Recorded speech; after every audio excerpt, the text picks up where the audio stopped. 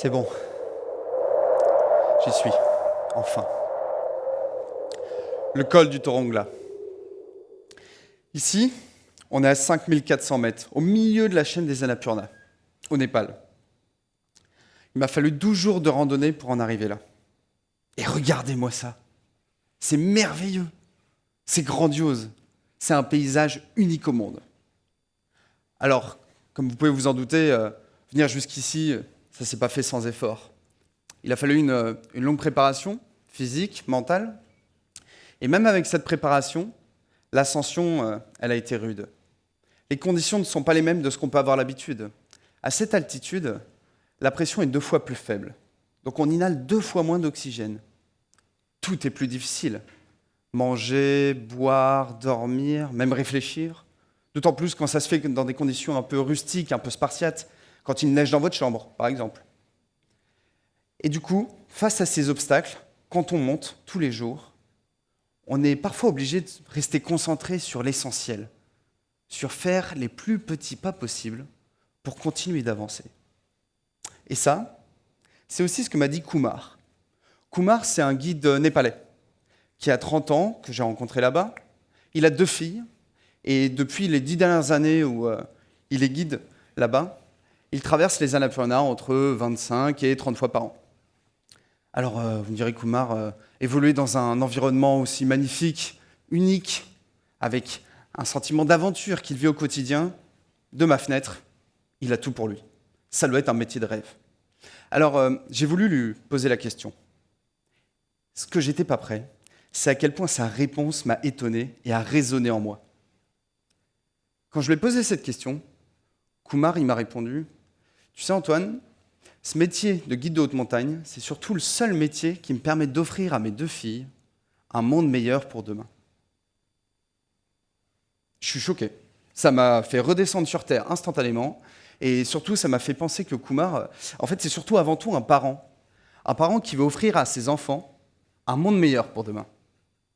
Et là, je me suis dit, Kumar, je te comprends. Instinctivement, j'ai envie de faire pareil. Probablement que vous aussi, tous dans cette salle, ça vous parle ce message. Vous avez envie de faire pareil. Il se trouve que c'est normal. On est humain.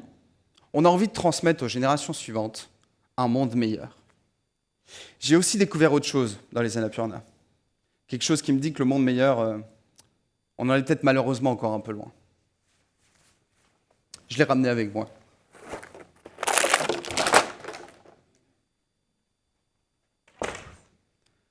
Du plastique, qu'on peut trouver un petit peu partout à cette altitude. On peut aussi trouver des tentes et des bouteilles d'oxygène vides. Je vous ai fait la grâce de ne pas vous les ramener.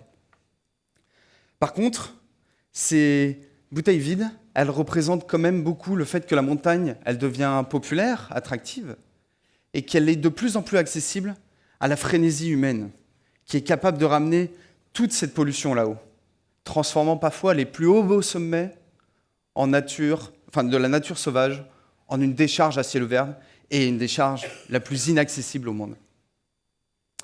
On a même réussi l'exploit en tant qu'être humain à transformer le toit du monde en quelque chose que tout Parisien à l'heure de pointe déteste le plus. Les bouchons. C'est absurde de retrouver des bouchons sur le toit du monde. Certains alpinistes et guides dépensent parfois des dizaines de milliers d'euros pour faire la queue pendant plus de 6 heures dans un environnement qu'on appelle la dead zone, parce qu'il y a seulement 10% d'oxygène. Alors c'est absurde, et c'est probablement un peu triste aussi. C'est probablement un peu triste parce que c'est surtout le symptôme d'un monde un peu absurde, d'un monde qui, dopé par les énergies fossiles, se retrouve entraîné dans une quête de performance sans but, où consommer est devenu une fin en soi. Alors, à l'heure où les scientifiques tirent la sonnette d'alarme sur les conditions d'habitabilité de la Terre, à l'heure où les inégalités augmentent, à l'heure où la consommation d'énergie fossile ne s'arrête pas, on ne peut plus se permettre de ne pas changer nos usages et nos pratiques, car chaque tonne de CO2 supplémentaire contribuera à empirer le climat. Donc, ces questions, elles sont parfois difficiles à adresser, parce que, comme on le sait tous, la problématique du changement climatique, elle est immense. elle remet à peu près tout en question. Donc face à un défi aussi énorme, souvent notre réaction, c'est la paralysie. Et on finit par ne rien faire du tout. Alors passionné par ces questions de mise en mouvement depuis plusieurs années, je me suis mis au travail et ce que j'ai envie de partager avec vous aujourd'hui, c'est 3 clés. 3 clés pour faciliter un tout petit peu plus votre passage à l'action. La première clé, vous la connaissez déjà. Les plus petits pas possibles. Alors, ça peut sembler contre-instinctif, puisque quand on parle généralement de transition écologique, on parle souvent du fait qu'il faut tout changer et être exemplaire. Mais en fait, à bien y réfléchir, les changements de comportement les plus durables, c'est rarement les plus ambitieux au départ. Les changements de comportement les plus durables, c'est avant tout les plus faciles. Ceux qui n'impressionnent personne, c'est vos petits gestes du quotidien. Et petit à petit, quand vous en faites un, ça transforme vos habitudes. Et ça permet de créer du lien.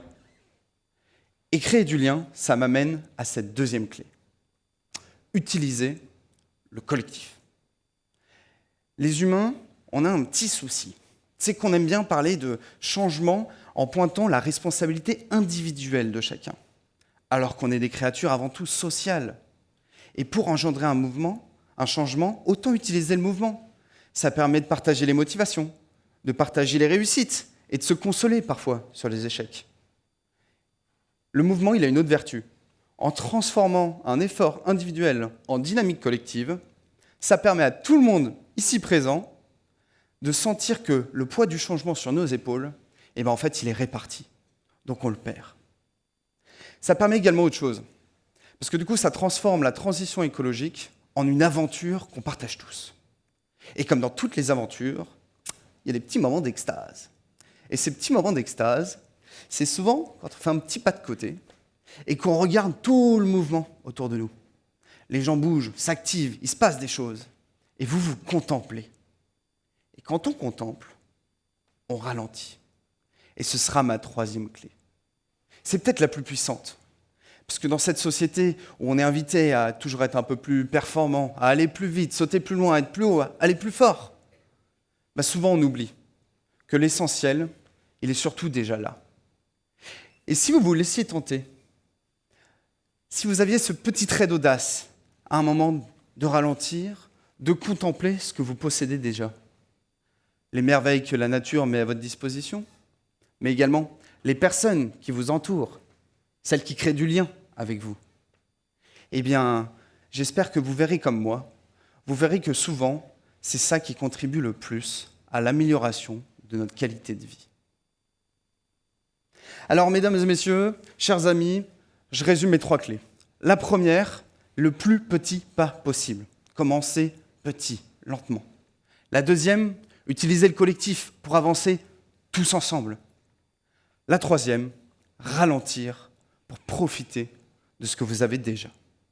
Et tout ça, ça aura un effet extrêmement positif sur les ressources, sur le climat. Mais peut-être pas que. C'est peut-être aussi l'opportunité de se poser la question de repenser la manière d'habiter le monde aujourd'hui, mais aussi demain. De l'habiter de manière peut-être un petit peu plus simple, un petit peu plus collective et inclusive. Et également, peut-être de manière un peu plus heureuse. Vous me direz si vous vous laissez tenter. Enfin, pour terminer, je dirais qu'aujourd'hui, on a un moment un peu marquant. On est à un moment où l'humanité, dans toute sa diversité, quel que soit le continent que vous habitez, elle est à flanc de montagne. Alors, on n'est pas tous dans la même situation. On a des contextes, des situations personnelles différentes. Certains sont déjà hauts sur les crêtes, certains sont un peu plus bas dans la vallée. Quelles que soient nos différences, il y a quelque chose qui nous rassemble. On va tous dans la même direction. Et cette direction, elle porte un nom. C'est le nom de ce sommet. C'est l'avenir.